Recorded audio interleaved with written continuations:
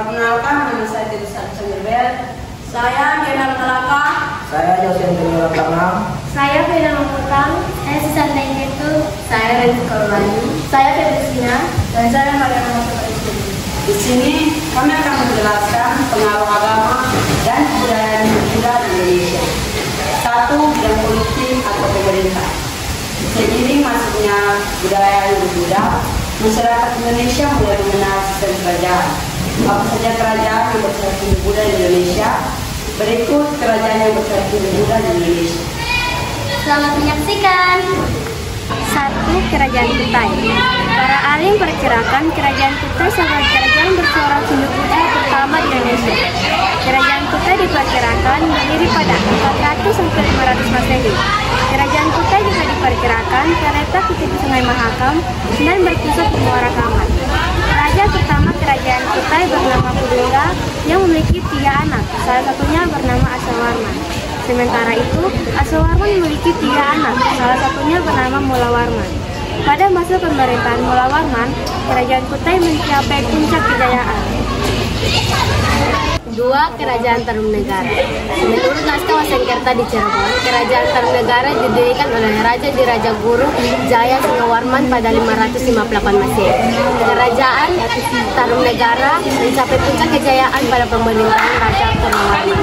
Masyarakat Tarumanegara sangat beruntung dalam kegiatan pertanian. Kerajaan Sriwijaya. Kerajaan Sriwijaya terletak di tepi Sungai Musi atau sekitar di kota Palembang, Sumatera Selatan. Kerajaan Sriwijaya menguasai perdagangan di Asia Tenggara. Kerajaan Sriwijaya menguasai lalu lintas, pelayaran, perdagangan di Selat Malaka, Selat Sunda, hingga Laut Jawa. Kerajaan Sriwijaya memperoleh banyak keuntungan dari komoditas ekspor dan kapal asing yang singgah di Pelabuhan Sriwijaya. Kerajaan Sriwijaya dikenal sebagai pusat pengajaran agama Buddha. Kerajaan Sriwijaya juga meninggalkan beberapa prasasti seperti prasasti bukti kedudukan, Kota Kapu, dan Telaga Batu. Kerajaan Kalingga. Kalingga merupakan kerajaan bercorak Buddha di Pulau Jawa yang berkembang pada abad 7-9 Masehi.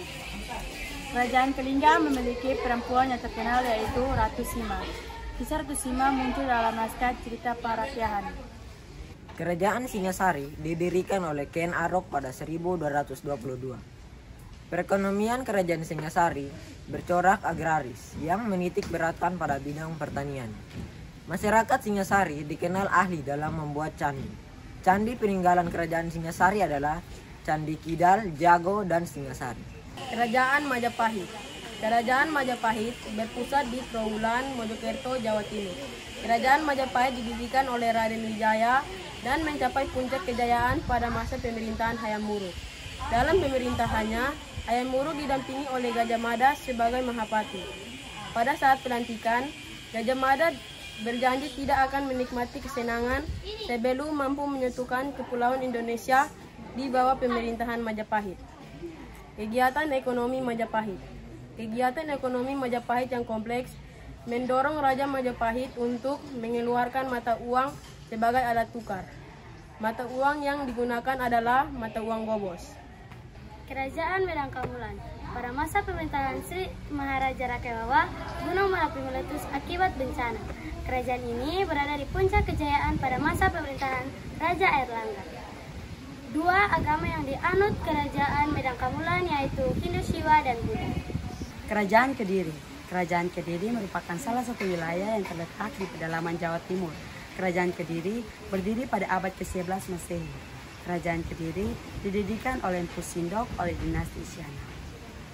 Pada masa jabatan Raja Airlangga, Kerajaan Medan Kamulan dibagi menjadi 2 wilayah, yaitu Kerajaan Jenggalu dan Kerajaan Panjalu. Kerajaan Jenggalu beribu kota Kahirupan, sedangkan Kerajaan Panjalu yang sekarang disebut Kerajaan Kediri beribu kota di Dai. Kegiatan ekonomi mereka yaitu pertanian dan perdagangan. Hasil pertanian mereka yaitu padi, emas, perak, rempah-rempah, dan sebagainya. Jalur perdagangan yang biasa dilalui oleh mereka yaitu jalur Sungai Berantas. Agama yang dianut oleh mereka yaitu agama Hindu Shiva. Pengaruh Hindu Buddha dalam bidang seni rupa dan seni ukir sebagai berikut. 1. Patung arca. Patung arca dibagi menjadi 2 yaitu Trimatra dan setengah Trimatra.